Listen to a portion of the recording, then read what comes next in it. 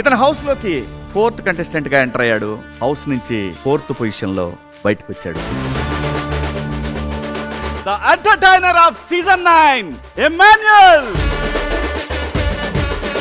నువ్వు విన్నర్ అయిపోతావు అనుకుంటే ఇలా వచ్చేయంట్రా. నేను అనుకున్నా, కానీ నువ్వు స్ట్రాంగ్ ప్లేయర్ అని నీకు చెప్తూనే వాళ్ళు నిన్ను వీక్ చేశారు. నువ్వు గనక నామినేషన్స్లోకి వస్తే నీ ఎంటర్టైనర్ వీడికి ఓటేయాలి అని అనుకునేవాడు. ఇది గేమ్, ప్రతి చిన్న విషయాన్ని తప్పులాగే చూడాలి అని నాకు అర్థమయ్యేసరికి 10 వారాలు అయిపోయింది. నిన్ను ఎంజాయ్ చేస్తున్నారు కానీ నీకు ఓటు వేయటమే మర్చిపోయారు ఆడియన్స్. మా అమ్మతో కలవటం వల్ల ప్లస్ అయింది అనుకున్నావు, మైనస్ అయింది అనుకున్నావు? మైనస్ అయిందని అనుకుంటున్నా. ఎందుకు? నేను నామినేషన్లోకి రావట్లేదు, నన్ను అభిమానించే వాళ్ళందరూ మా మమ్మకి ఓట్లు వేసి ఉంటారని నా ఒపీనియన్.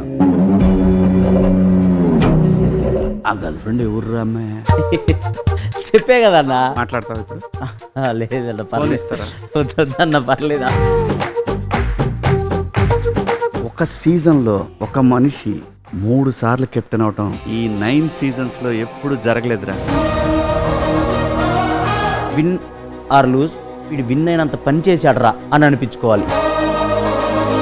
బిగ్ బాస్ హౌస్లో ఎంటర్టైన్ చేయడం ఈజీ జాబ్ కాదన్న. ఎందుకు ఈజీగా అనిపించింది? ఒక్కొక్కడు అప్పుడే నామినేట్ అయిన కోపంలో ఉంటాడు, ఇంకొకడు నేను నామినేట్ చేశాననే కోపంలో ఉంటాడు, ఒక్కొక్కడు ఒక్కొక్క మూడ్లో ఉంటాడన్న. అవన్నీ దాటేసి నువ్వు వాళ్ళని ఎంటర్టైన్ చేసావంటే రేట్.